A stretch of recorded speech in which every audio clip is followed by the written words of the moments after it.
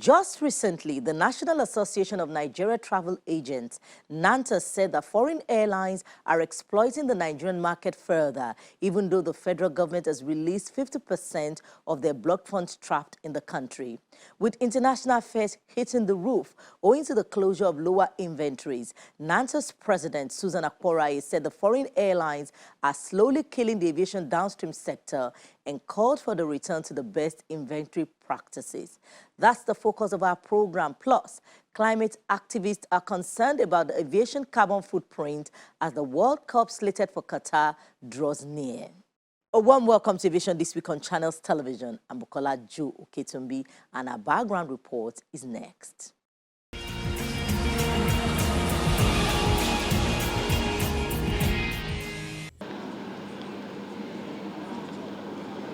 Passengers jostling to complete their check-in formalities within the ticketing hall of the Murtala Mohammed Airport 2 in Lagos. Before now, there were many flights to choose from, but these days, the numbers are thinning out.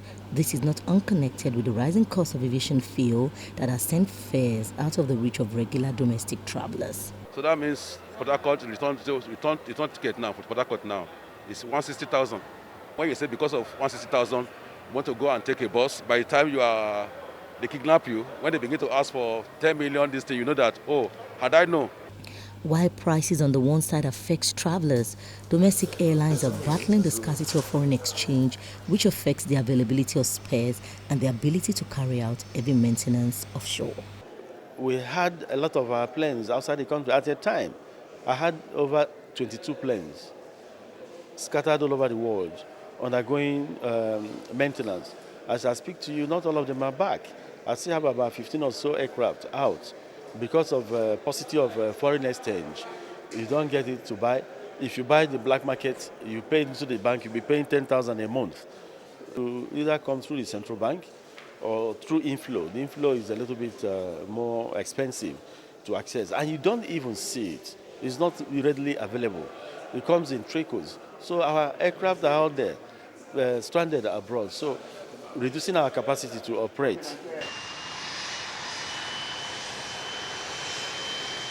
Domestic airlines are not the only carriers in dire straits. Foreign carriers, owing to the issue of trapped funds, closed their lower inventories in Nigeria. Many of those here at the Murtala Mohammed International Airport in Lagos says fares are expensive. I bought my ticket for, I think, 950,000. Wow. Yeah, I bought for my wife too, and my son was around 700K or thereabout. I'm trying to know why the sudden increase. I think probably because of the dollar increase, probably the war and all that. So you get to see one-way tickets for about over 7 million naira for a family of 4, 7.7, just one way. So it's been quite crazy, but I don't know. Hopefully things will get better. I'll be able to afford it because that 7% is quite ridiculous. With pressure mounted by the International Air Transport Association, the federal government released $265 million of the $464 million some weeks ago. But the situation around inventories for travel agencies may be getting worse. The fact that, the monies are not paid does not give the airlines, the right to be exploitative, because we believe that a lot of those fares are exploitative. Can you imagine changing a ticket at 1 million? Economic ticket. And when we are looking at some of these issues, we should also look at the volume of trade that this market generates. The volume of trade that the market generates, compared to the amount that is owed to them. To bridge the gap of blocked funds and exorbitant international airfares, there is need for Nigerian carriers to take up reciprocity under the bilateral air services agreement. BASA should not be one-sided. BASA should be respected. Reciprocity is number one. And because it's number one, these countries should be made to observe that BASA they signed. Nigerians should stop talking down on their government and their people. They should respect BASA themselves. Those foreign airlines, their countries, those ones that have airlines coming to Nigeria, they're making it impossible for any Nigerian airline to succeed. The National Association of Nigerian Travel Agents says it's appealing to the foreign airlines to have a rethink on these unnecessary measures, as well as restore inventories across board and think of the good days when the airlines flew in and out of Nigeria, enjoying the best patronage from the flying public.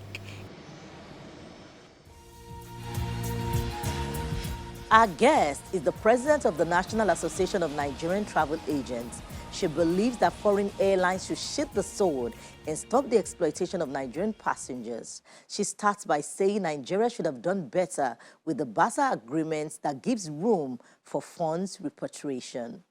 There's more from her. The BASA agreement says they should be able to repatriate their funds unhindered.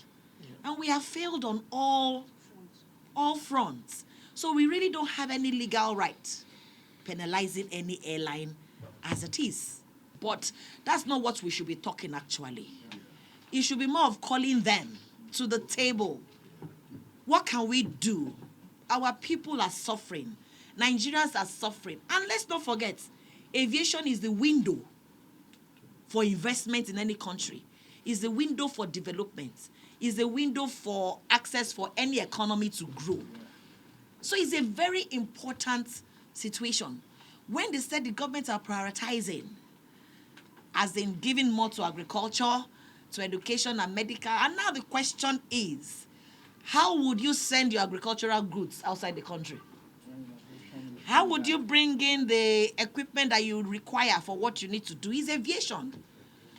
You see, even this 25% that was paid to them, there's what they call billing cycles. Either 1 week billing cycle or a 2 weeks billing cycle. Meaning your sales in 2 weeks, they're supposed to be remitting. Yeah? So now they have paid 25%. And because of the IFAs, as they are getting that one, they have probably run through some 2 billing cycles. And double that money, double that amount has been incurred again into their Naira account. So it's no longer 3 million. It has gone beyond 3 million. So that's what has been happening throughout this summer. Then again, low season is going to help the situation. Because low season, there are no sales. So meaning, by the time they get 14 million, which is $20,000, probably they would have just sold like 5 million. So they have not increased their balance. So their balance will gradually be reducing. Low season is going to actually help the situation. This piecemeal that we are requesting the government to commit to, it will balance out in low season. If the government stay consistent, because low season, the sales are even low. So if they stay consistent, the very first low season, they reduced by 14, 300 minus 14, and they sold only 5. There's a reduction. It's now 200 and something. The next season, they reduced by 20, and they sold only 6. It's reducing. Before the end of low season to another high season, they probably will be having just 100 million in their accounts because of the reducing balance and low sales. But that is not showing right now because of the high sales. And then again, we will tell the airlines, then if that's the case, the highest fares they are selling is what is contributing to the problem. Because the highest fare, one economy fare of 1.7 is giving you like 3 normal economy class. Yeah. So they are tripling their sales and tripling what is being stocked in the system. So we are of the opinion that you guys should look at it holistic and look at it very well, because you are adding to the situation that is at hand. My colleague said, government is not deliberately or stubbornly refusing. There's a global crisis. 2015, 2016, it was worse than this. Over $600 million trapped, and all the airlines closed their inventory. Now they're still sending. They started by only, and they eventually closed their inventory. That was bad that time. So we have not found it that bad now. Our foreign reserve is highly depleted, and that's simple because we are a consuming nation. Having a national carrier, looking at all this is good, but until we solve that problem of buying more than we sell, we'll always find ourselves in this place. When we buy, we don't buy in Naira because we are buying from the international community. We buy in foreign currency. but we don't sell. What we usually have to sell is our oil. We all know the story.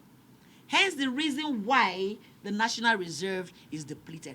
Oil is the only thing, apart from small investors that come in to invest.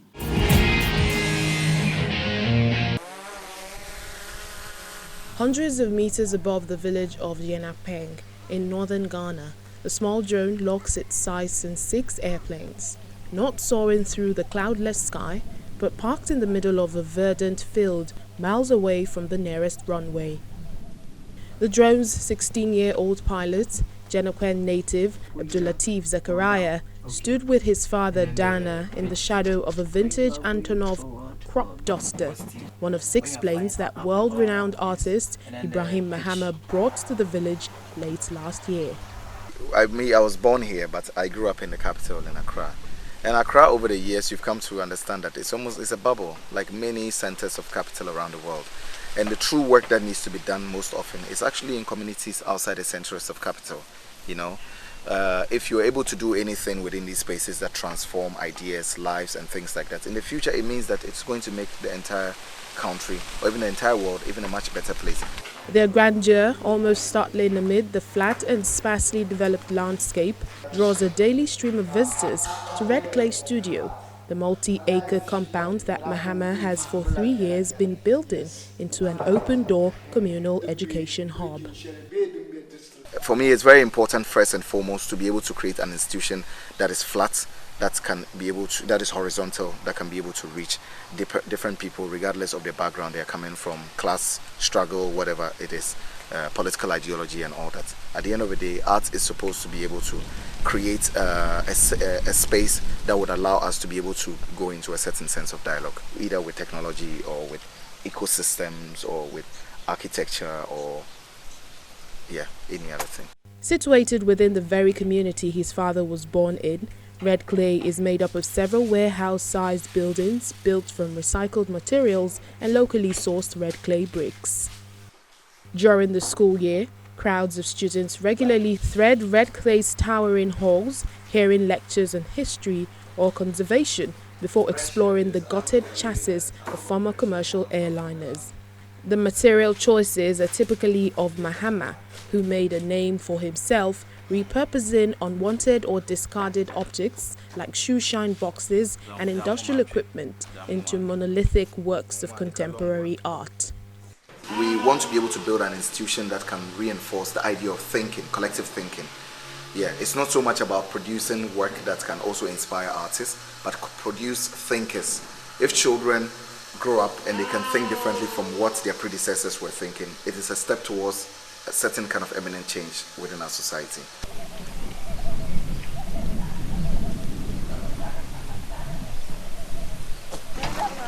For Zachariah, who has made daily visits to Red Clay since he was 9 years old, the center is an opportunity for local children to explore topics otherwise closed to them, helping them build confidence and learn more about who they really are.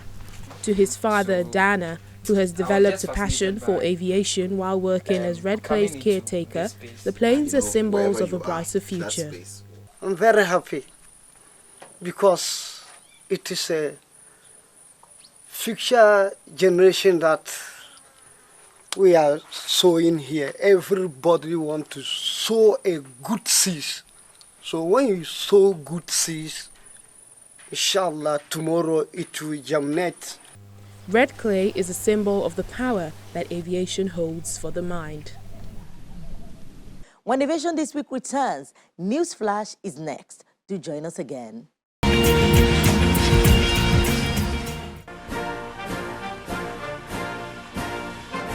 Finally, the United States President Joe Biden has put the spotlight on airports and computer chips as the White House touts the $1 trillion bipartisan infrastructure bill and the effort to refurbish roads, bridges, and airports while reducing emissions.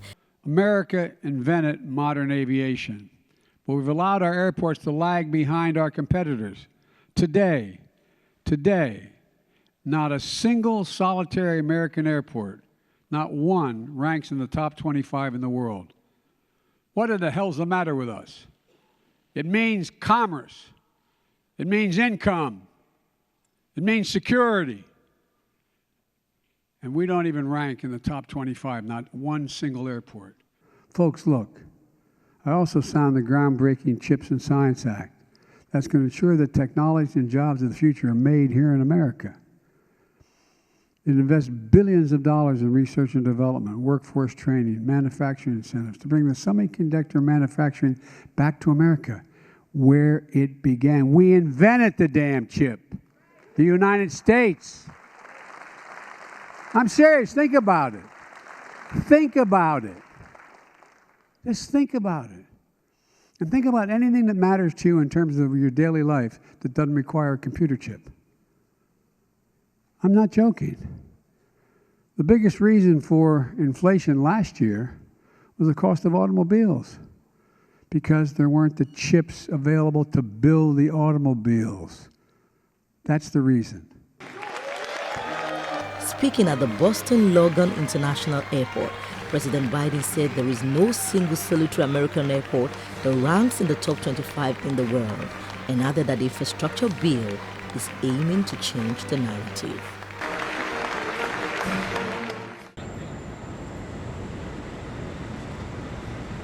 Now to the U.S. 21 years after hijacked airliners smashed into New York City's World Trade Center and the Pentagon outside Washington, Americans have been honoring the nearly 3,000 lives lost on September 11, 2001.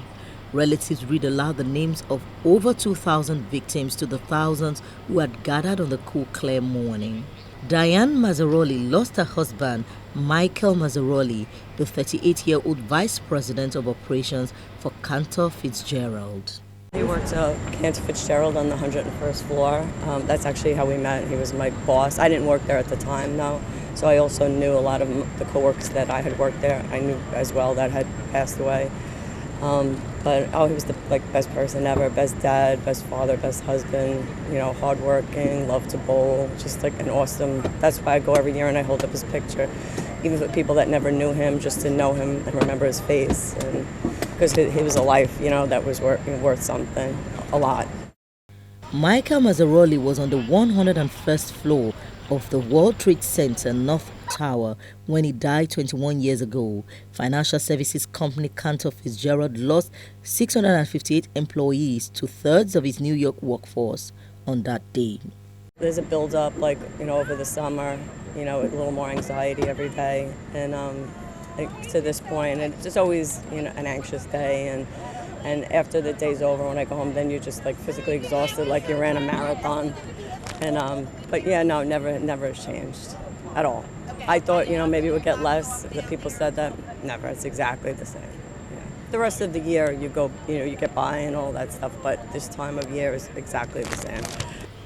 Sam Puglia, a retired Willow Springs, Illinois police chief, lost his cousin, Thomas Casoria. Casoria was a firefighter who died in the North Tower during the 9/11 attacks. It's a sad day. We all know we're exactly where we were when, we saw the second plane more often than not hit the building and going, what the heck's going on here now? And, when I got here September 22nd, I couldn't believe what I was seeing. I mean, the news would show you some pictures, but, when I got a ride down there that night, it was like, hey, we're not in Kansas anymore, Toto. It was really a sad story.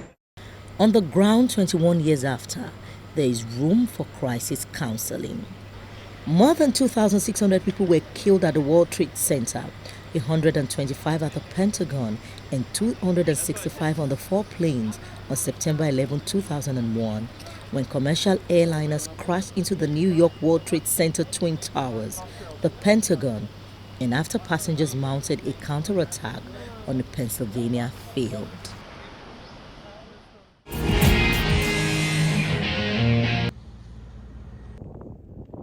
The Middle East's first ever Soccer World Cup promises boom time for Dubai hotels this November, with thousands of fans expected to descend on the Gulf city due to limited accommodation in neighboring host nation Qatar.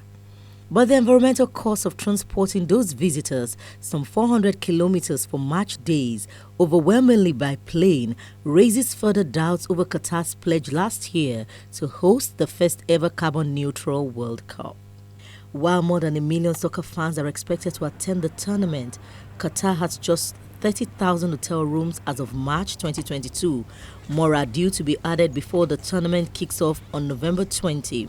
For many will be occupied by soccer teams, their support staff and World Cup officials. That many hotel rooms available in Doha. So a large number of people will be coming to Dubai, and the number of slot requests we've had for DWC from a number of airlines suggests that that will be a very popular option for a lot of people. So we expect the traffic to be pretty big and pretty busy to and from the World Cup in the balance of the year, and are currently working through the slot requests, particularly from Fly Dubai, Qatar Airways and Wizz Air, the three main carriers that have applied. State-owned Qatar Airways has helped organize a shuttle service operated by regional airlines in and out of Doha on match days from Gulf cities, including at least 60 daily flights to and from Dubai, raising questions about the organizers' initial pledge to make the event carbon neutral. You start by the beginning, when you start the whole infrastructure works and the whole construction. It's too late now. There's no way the World Cup can be carbon neutral. There's no way for them to achieve that. A June 2021 report by the Qatari organizers and governing body FIFA, covering tournament-related activities from 2011 to 2023, said the World Cup was expected to produce 3.6 million tons of carbon dioxide, with travel the largest contributor, accounting for 52%, due mainly to international flights. A spokesperson for the World Cup organizers said its shuttle service enables efficient direct flights to and from the FIFA World Cup in Qatar, which it says are significantly more carbon effective than flights with stopovers. From carbon prints to hotels. To ease the hotel squeeze, Qatar is building temporary accommodation on the outskirts of Doha, while cruise ships will anchor off the coast, offering accommodation to World Cup fans. But hotels in Dubai, the Gulf's most popular tourism destination, are already reporting strong bookings in the fourth quarter, particularly during the 4-week soccer tournament. We're seeing a lot of demand for the World Cup across the Rove Hotels portfolio. We have advanced bookings up to 300% ahead of 2019 already. What we're seeing is a lot of people are booking further in advance and inquiring already for Q4. I think there's a lot more confidence about travel and things returning. Qatar's neighbors, including the United Arab Emirates, of which Dubai is a part, and Saudi Arabia, would offer entry visas to World Cup ticket holders. A 5-star hotel in Dubai is expecting its 215-room hotel to be fully booked from October to December, with many guests to shuttle between Dubai and Doha throughout the World Cup. Private jet operator companies are also benefiting from the boom. So far, we have 40 to 50% on our books during that period, and which is a little bit early to talk about it. But I'm very confident during mid of October till end of December, we're going to be sold out. But Greenpeace Program Director Julian Rizzati said the tournament was never going to be carbon neutral. Climate advocates had already raised doubts about the tournament being carbon neutral. Although the organizers have announced a string of initiatives to reach that goal, this includes solar-powered stadium air conditioning, using shipping containers as building materials, and purchasing credits to offset emissions. A measure organizers have said should be recognized, not criticized. This is where we call it a day on the program. When everything seems to be against you, remember that an airplane takes off against the wind, not with it. I'm Bukola Joe Oketumbi. See you next time.